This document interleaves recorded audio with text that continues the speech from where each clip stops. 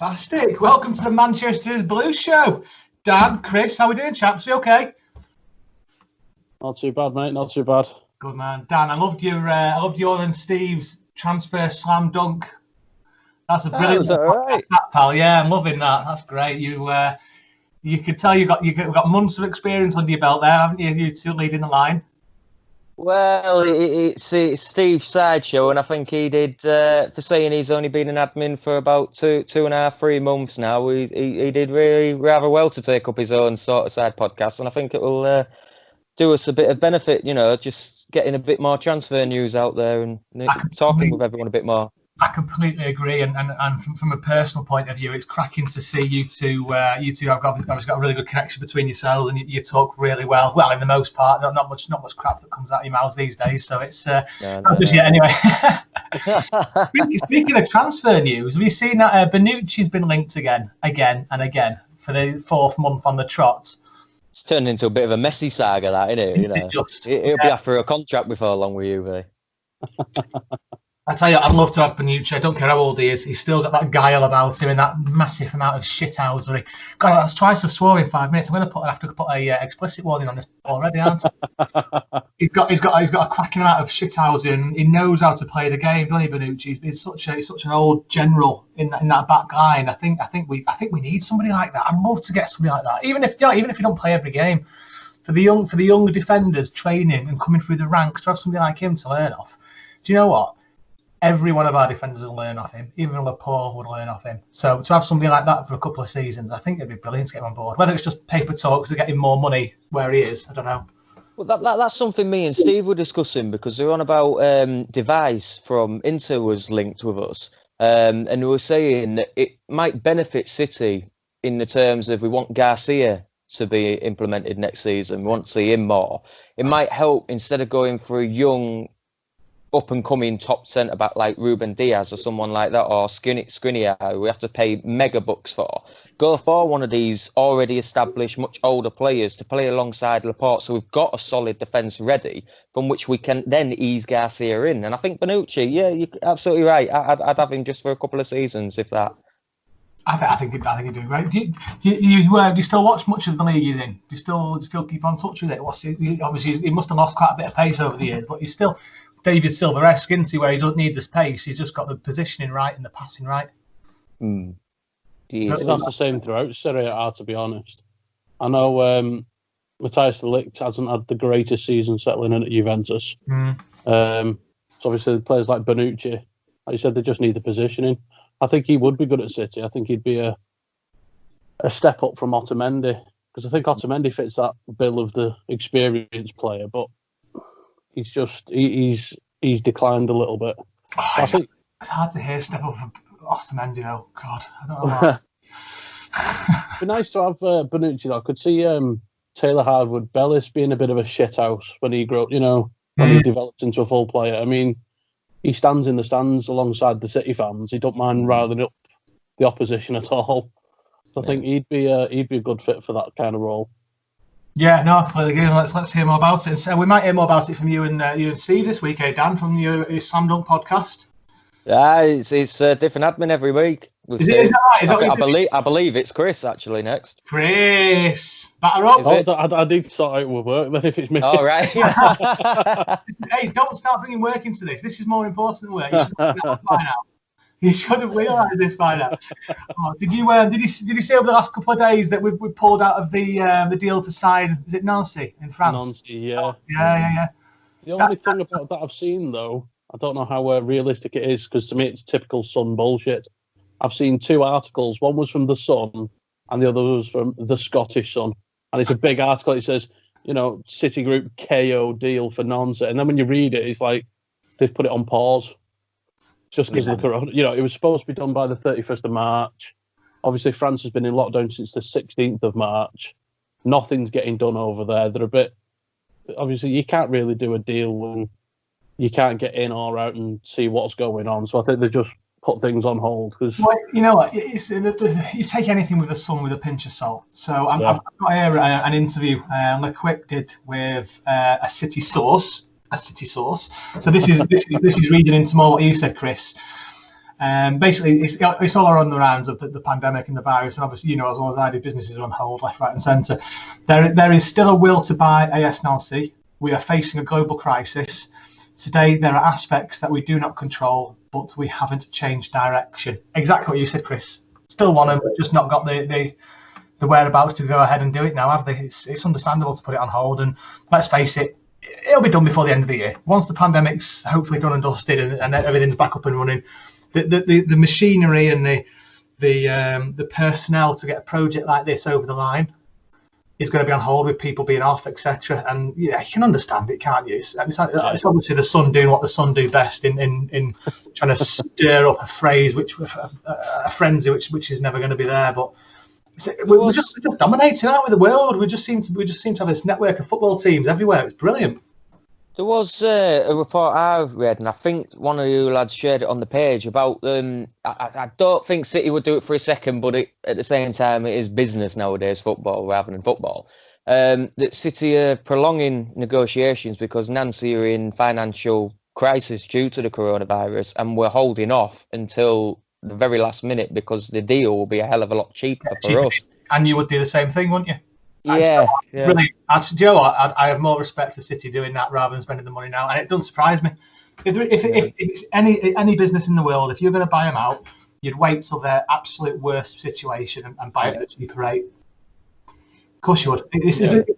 That's no different. That's no different than City signing Diaz. Who does Diaz play for? Your love child. Benfica. Benfica went under. Would you buy him now at 50 million, or if they went under next week, would you buy him at 30 million? It's an absolute. It's business. It's like the Mahrez situation, wasn't it? Yeah, exactly. Mahrez is a perfect example of it. Yeah, absolutely right. And you'd be asking serious questions of the board of directors, wouldn't you, if we spent a couple of million more than what we need to? Yeah. Did you see that Joe Hart had a bit of a chat about his final couple of games at City and his discussion with Pep Guardiola before he left? It was coming to a game where it was on his Instagram, Joe Hart's Instagram. He did a little bit of an interview, and he said before it was a game against, it was a Champions League game, qualified. I think it was Steaua Bucharest. And Pep came up to Joe Hart because there's been loads of rumours that Pep's not been happy with Joe, not my type of player, etc. You're going to be off. You know what the rumour mill's like for football. And Pep said to Joe Hart, "Is like, do you want to play? Do you want to play this game?" Which is really surprising for Joe Hart. And Joe Hart kind of said, "Well, you're the manager. You tell me if I'm playing or not." So I think what Pep was doing there is basically that was going to be his last game. So Pep was saying, "Listen, this is going to be your last game. Do you want to play this, or do you want to?" Because obviously, if you get injured and you're moving on to another team, there might be a chance of that deal dropping. But Joe Hart played it; it was his last game, and he said it was funny to say goodbye to everybody, and he was really emotional about it. And I've got a lot of love for Joe Hart. He's been through a lot of stuff with City, hasn't he? Yeah. He's always going to be like a mini hero for what he's done for us throughout the years. I honestly think the whole saga with him and Peppers that's ruined him in a way. I don't think his form was particularly dropping. Yes, he had dips. I know Pantilimon came in and did well, and he sort of booked his ideas up after that. But I think when you've been number one goalkeeper for such a long time and you've won titles with a club, and then a new manager comes in and says, basically, "You're shit. I don't like you. You're off." He's gonna kick you hard in the bollocks, and it would do to any player. I mean, if somebody went to Barcelona and told Messi that, his toys would be well and truly out the plan. So I don't think going to Torino helped him at all. I think he should have stayed in this country. But by the time he then came back and went to the likes of Burnley, I think his head had dropped, and I think he just that's it. I'm never going to reach the level I did. I'm never going to win things like I did. So it's like almost, what's the point? Everyone's forgotten about me. Yeah, it's hard, isn't it? Because goalkeeping is such a confidence way of life and a confidence mentality. It just seems to have evaporated from him. He does look like the shell of a former player he used to be, and it's hard that what's lost him there. What's left him to do that? And I completely forgot he went over to Italy. I completely forgot about that because he did an interview, didn't he? He did an interview for the BBC. Took him all around Italy and the streets of. Where did he go? Torino. Torino. Yeah, took him all around the streets of the local town and stuff. And It looked like a great idea for him, but like you say, it just didn't seem to pan out for him, did it? Unfortunately. I think the hardest thing for being a goalkeeper is, I mean, any other position on the field, if you're playing sort of second fiddle to someone and you're a backup, 60, 70 minutes into a game, there's a good chance you still might be brought on and you do get game time and you get that chance to show I'm better than him. As a goalkeeper, when do you ever see a goalkeeper get brought on as a sub apart from an injury, a red card? Or, yeah, maybe like for a penalty shootout, but the chances are it's not happening. Yeah, no, I completely agree about that. Yeah, it's second fiddle. You're just getting a pie and a beer at half time, and that's it. He was that goalkeeper in the FA Cup who did that. Forest Green. That's it. He got done for that. Brilliant. Yeah, he got fined by the FA, didn't he? Coming on, he showed big spot of him as well. He was huge, wasn't he? Eating a pie at half time. Yeah, he made me look small. Oh, bless you! Did you?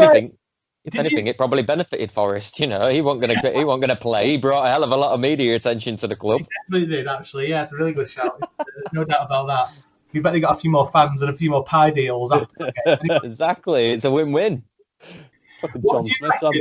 What do you reckon David Silva has come out and said his hardest game was? Hardest 90 minutes in the City shirt. I don't know. I'm hoping you two haven't seen this interview yet. So basically, David Silva's come out and has made a surprising choice when he was asked about his toughest game at City.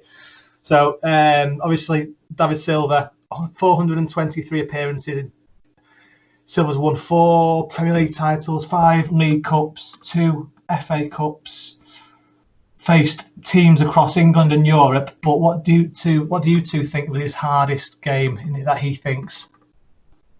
It's going to be a really weird one, isn't it? So sorry, I'll go for the 2-2 draw against Fulham in 2011. We didn't draw 2-2. You don't remember that game, do you? Because you remember. I do. I remember exactly where I was. It was with my grandparents listening to it on the radio, sat in the guest room, and I just remember him scoring. Your memory is much better than mine. Go on, Chris. What do you reckon? See, I'm kind of torn between the idea that it'll be against a lower, no disrespect, but like a lower team, sort of like a United. Mick McCarthy's kind of Hull, or David Moyes' United, a team that was basically just going to target him and pick him off the pitch. What was the first team you said? Like a Mick McCarthy's Hull City or something, one of those. You bang on. You're absolutely. Oh, God. This is what David Silva said. There have been a lot of tough games, but to pick one, I think it was against Hull away in the 2013-14 season.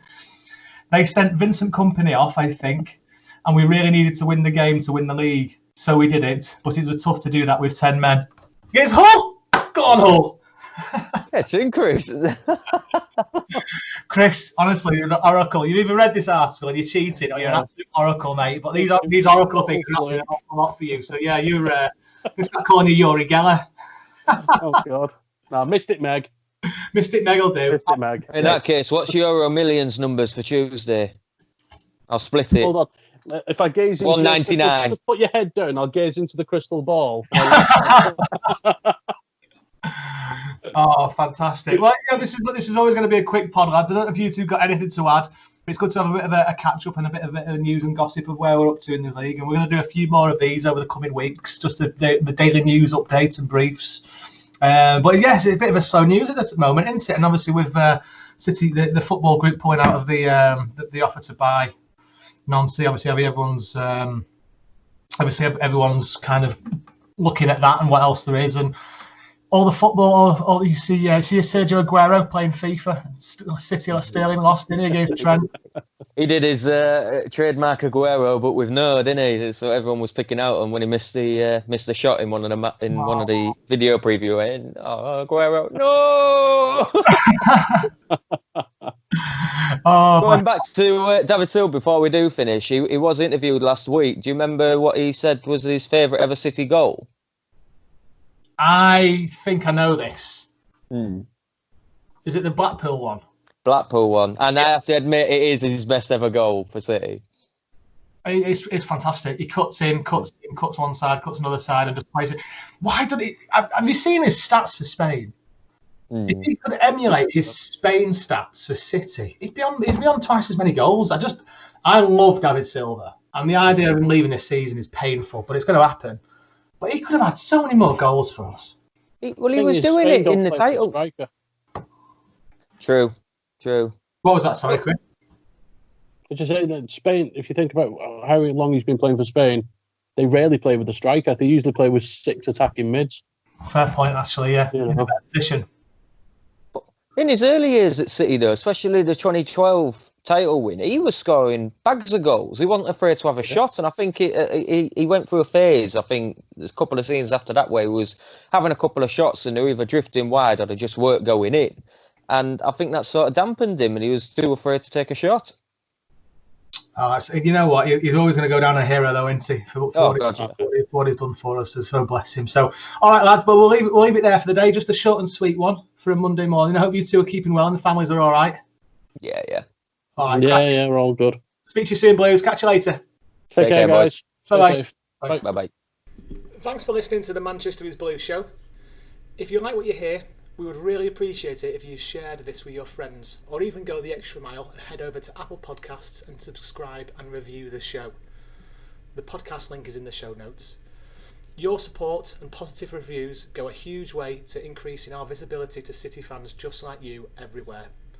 Don't forget, you can also follow us on Instagram, Facebook and Twitter. Cheers.